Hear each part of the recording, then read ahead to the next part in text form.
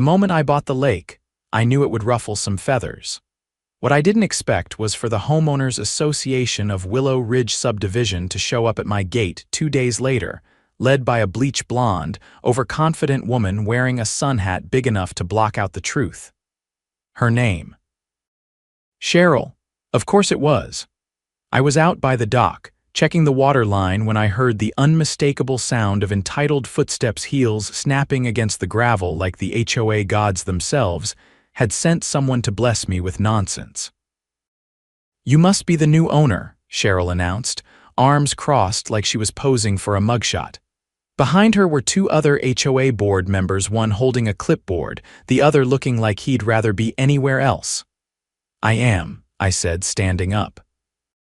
"Name's Adrian Zeller." "Well, Adrian," she said with a forced smile, "we're here to discuss public access.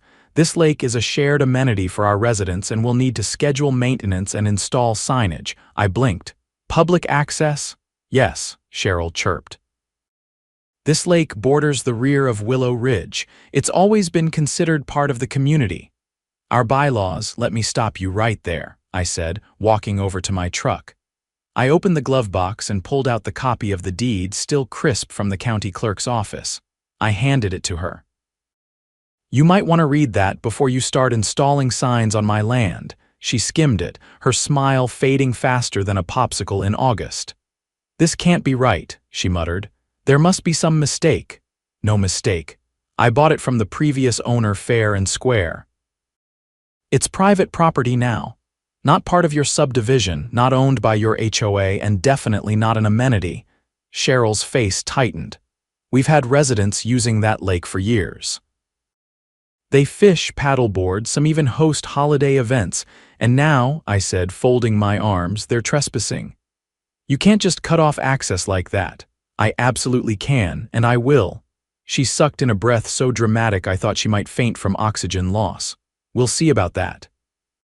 The HOA has rights." I didn't say anything. I just took the deed back and walked toward my dock. The sound of her heels storming away was the only music I needed. The next morning, I found a laminated sign zip-tied to my gate. "Notice: Common Area Maintenance by HOA Public Access mandated." It had the Willow Ridge HOA logo plastered right on top. I laughed out loud. I took it down, called my lawyer, then installed 2 motion-activated trail cameras, one facing the lake, the other watching the pathway from the subdivision. I had a feeling this was just the beginning, and I was right. By the 3rd morning, I had a full flash drive of HOA board members wandering onto my property like they owned the place.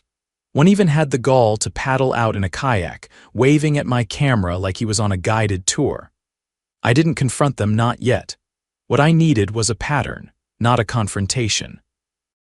And patience was something I had in spades. That evening, I drove to the County Planning Commission.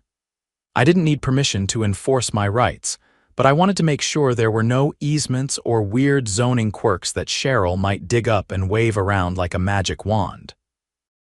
The clerk, a sharp guy named Marvin, helped me pull the subdivision's original development plans. "Looks like the lake was never part of their plat," Marvin said, tapping the map with a pencil. "The property line ends about 15 feet from the water.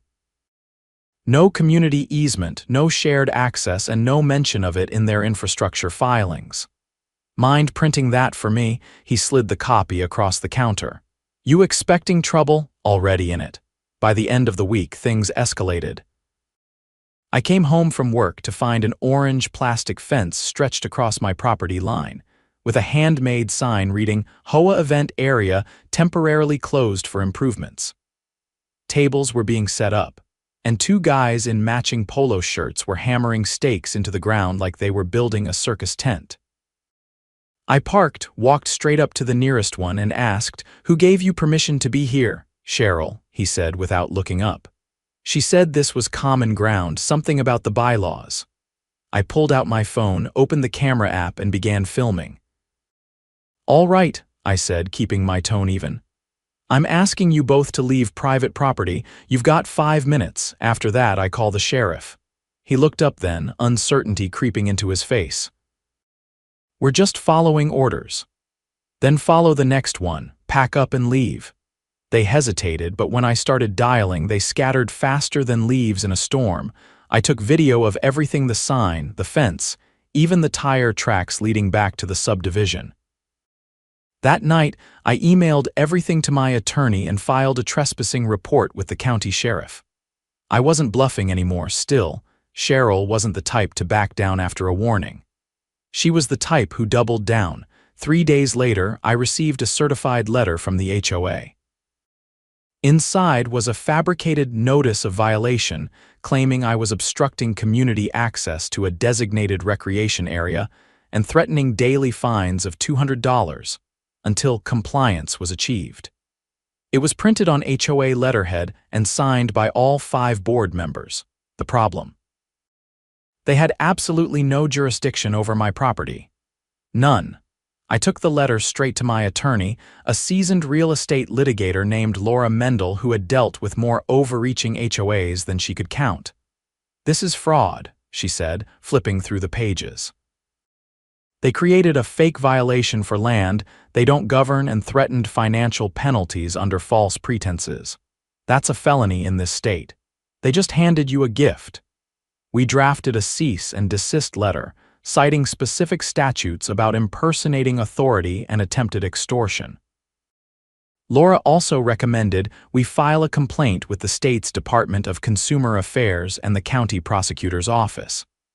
We submitted everything: videos, photos, the letter, and a timeline of events.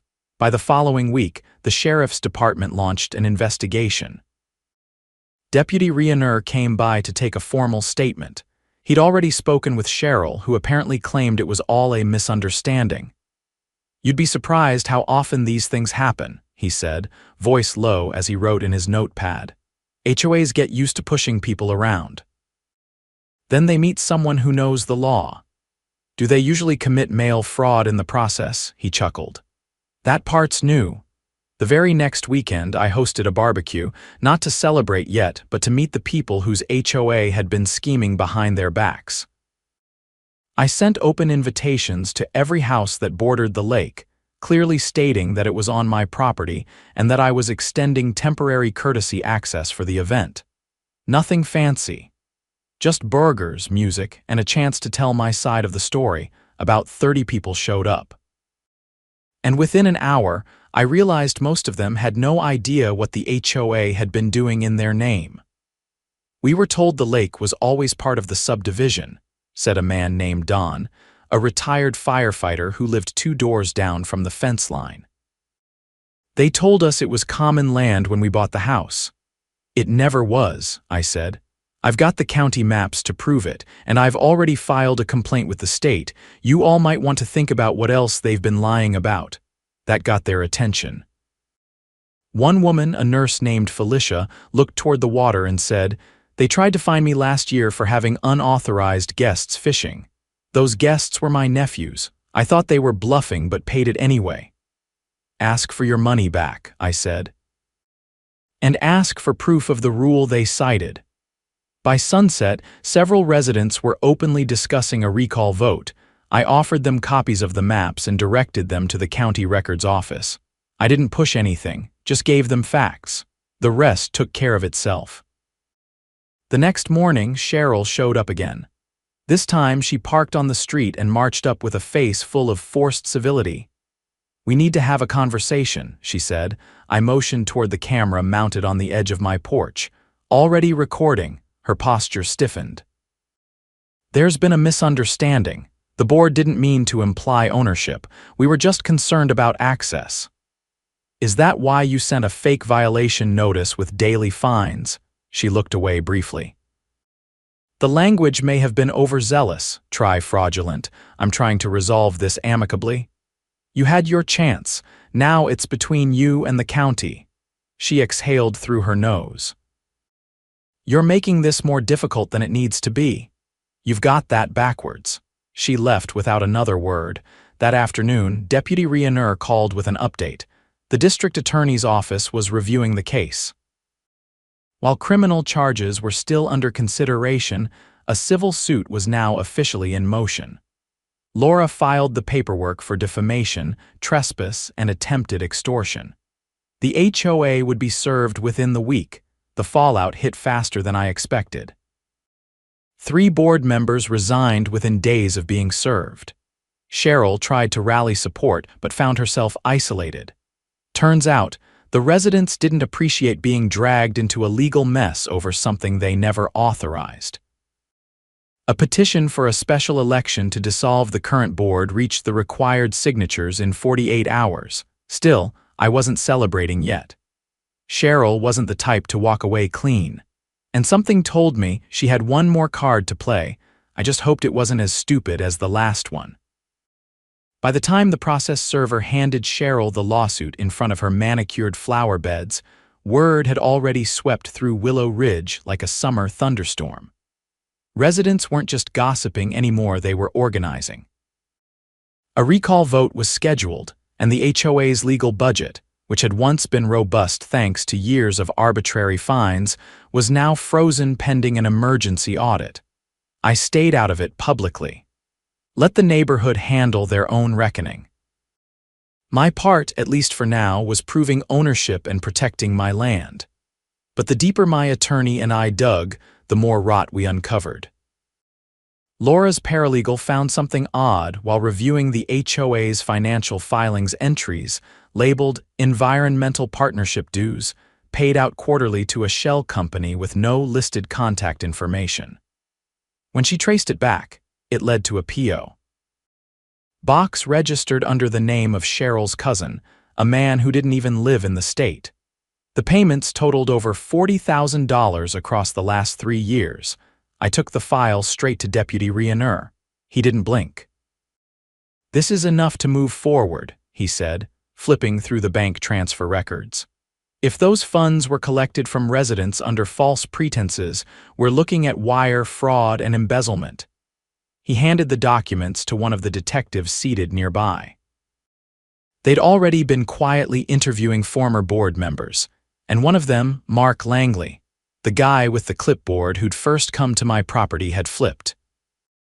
According to Rioneur, Mark had turned over internal memos showing Cheryl had been pushing to reclassify the lake as a natural HOA asset for years, even though she knew it had never been part of the original development plans.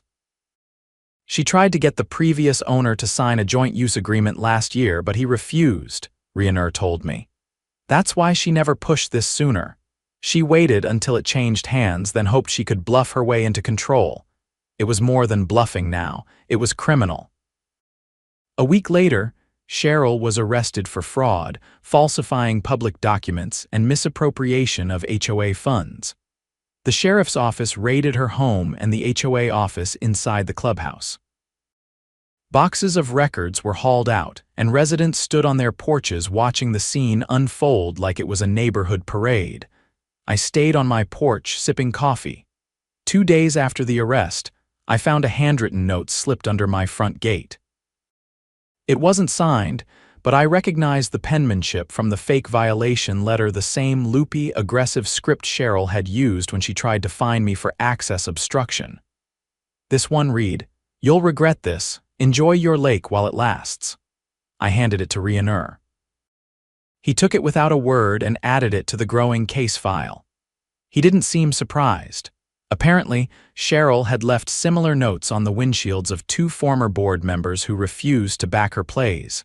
Meanwhile, the special election to replace the HOA board moved forward. Don, the retired firefighter, and Felicia, the nurse, were both on the candidate list. They weren't running on promises, they were running on facts. Their campaign flyers included copies of the original subdivision plats, photos of the fake signage, and a one-line slogan, "We live here." We deserve better. The election turnout shattered previous records. Cheryl's remaining allies barely mustered a dozen votes between them.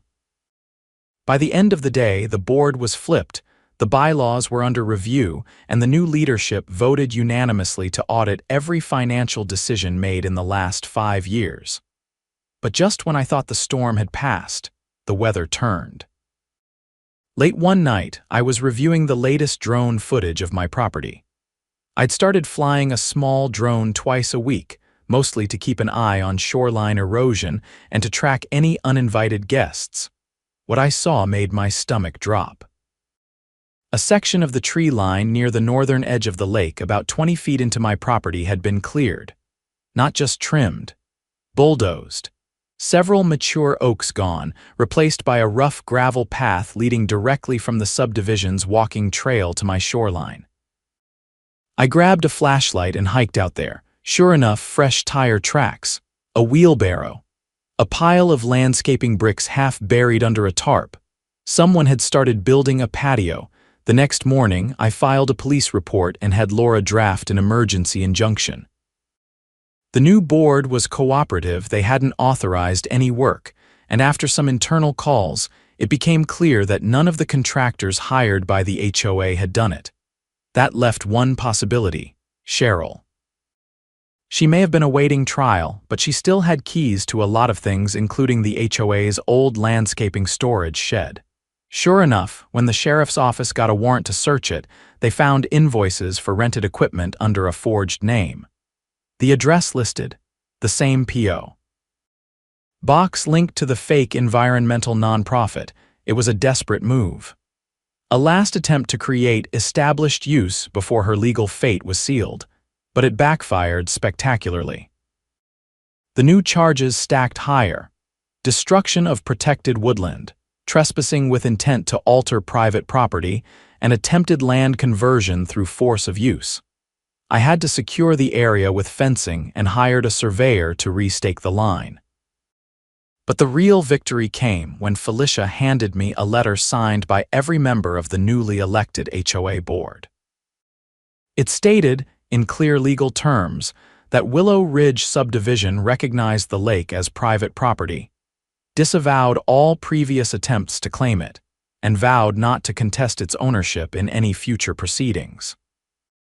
It was notarized, filed with the county, and included in the state's case against Cheryl as evidence that her actions were not sanctioned by the community. I framed it in my office. The lake, once treated like a convenience by people who never owned it, had become a symbol of something larger, a reminder that power doesn't come from a title or a clipboard. It comes from truth, proof, and the refusal to be bullied. A month later, Cheryl accepted a plea deal. No trial. No press conference. Just a quiet sentencing in a small courtroom. She got 5 years probation, restitution payments to the HOA, and a lifetime ban from serving on any board incorporated under state HOA law. The community didn't celebrate. They rebuilt. The walking trail was rerouted, the falsified fines were refunded, and a new transparency portal was launched so every resident could see where their dues were going. Don and Felicia kept their promises not through grand speeches, but by showing up, listening, and doing the work. As for me, I built a small boathouse on the north end of the lake. Nothing fancy. Just enough space for a canoe and a quiet chair by the window. A place to sit with a cup of black coffee and watch the water move the way it always had, unbothered, unclaimed, and absolutely mine. The lake was quiet again. No uninvited guests, no plastic fences or bogus notices. Just the sound of cicadas humming in the trees and the occasional splash of bass breaking the surface. But even with Cheryl gone and the new board in place, I couldn't shake the feeling that something unfinished still lingered beneath it all. I wasn't wrong.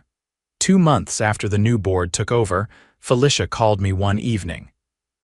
She'd been going through archived HOA records, documents the old board had stuffed in a locked cabinet that no one had touched for years. There was a file labeled Auxiliary Projects, and inside it were receipts, contractor logs, and inspection summaries that didn't match any known community upgrades. One item caught her attention: a payment for soil remediation along the northern tree line on my land, dated a full year before I bought the property. It had been signed off using my lake's parcel number. I met her at the new board's office the next day. It was a modest space now, no more luxury coffee machines or leased subs. Just folding chairs, paperwork, and people trying to clean up years of deception. Felicia handed me the file. They used your parcel number to apply for state conservation funds, she said.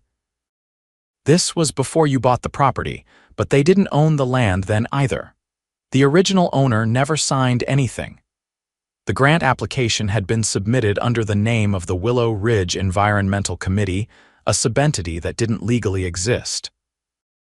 It had received nearly $30,000 in state funds for shoreline conservation, and the paperwork had been processed using a forged signature from a man who, according to the county's death records, had died 2 years prior. I took the file straight to Laura. Her face darkened as she read through the pages. "This goes beyond HOA misconduct," she said, pulling out her tablet. "This is grant fraud, identity falsification, and misuse of public funds.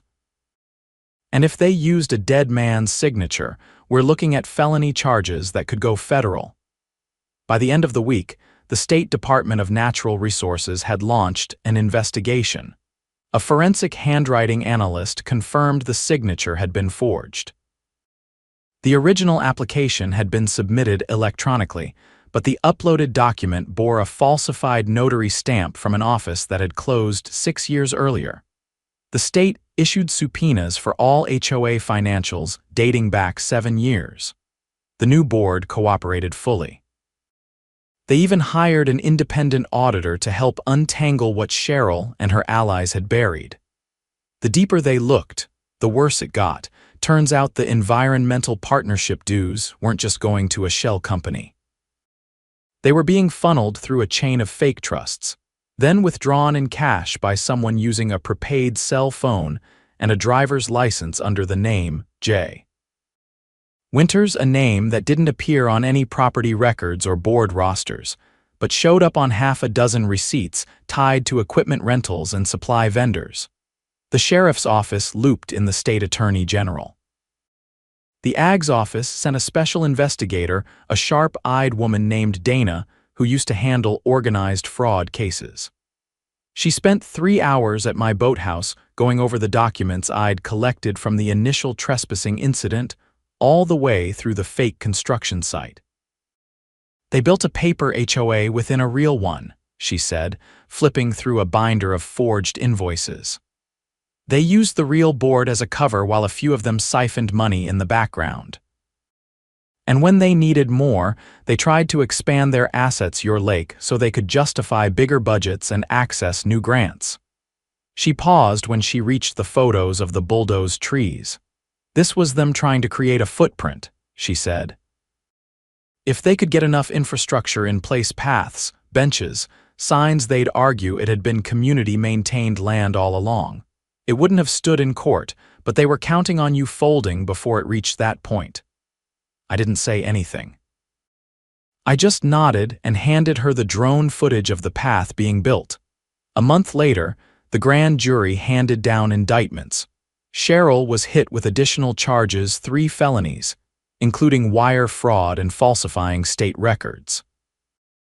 2 former board members were arrested for conspiracy and embezzlement. The cousin who ran the shell company was picked up in New Mexico and extradited. He confessed within 48 hours, trading testimony for reduced charges. The state froze all remaining HOA funds pending restitution. Residents were given a choice: dissolve the HOA entirely or rebuild it from scratch under court-appointed oversight. They voted overwhelmingly to dissolve. The clubhouse was sold off. The common areas were deeded back to the city under a maintenance sharing program.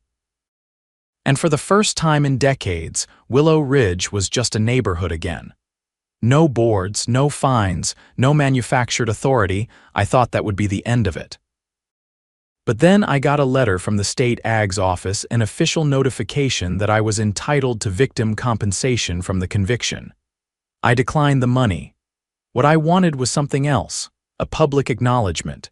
So the AG's office held a press conference. It wasn't flashy.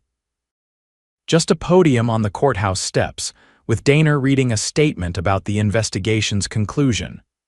"This case is a reminder," she said, "that fraudulent governance, no matter how small scale or hidden behind community rules, is still fraud. It's still theft. And it's still subject to the full weight of the law. She handed me a framed certificate, a formal recognition of my cooperation and documentation that helped dismantle the fraud ring. I didn't care about the frame, but the words mattered. Back at the lake, I built a small dock extension. Not for fishing or launching boats, just a bench at the end, facing the water. I added a plaque to the post beside it. Nothing grand, just a quote etched into steel: "Property isn't power. Truth is." The neighborhood changed after that. People waved more, talked more. A few even asked if they could fish along the bank again. I said yes, with one condition: they ask first, and they always did. The lake was still mine, but it felt more peaceful now. Not because I'd won, but because the illusion of control that had once seeped from across the fence was gone. Cheryl had tried to own something with lies. I'd kept it with facts, and that made all the difference.